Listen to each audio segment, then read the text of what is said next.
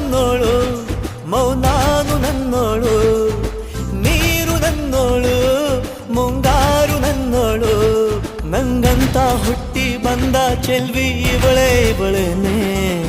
bell bell ಬೆಲ್ಲ ಹೊಡಿತಾಳೆ ಎದೆಯ ಒಳಗೆ ಘಲ್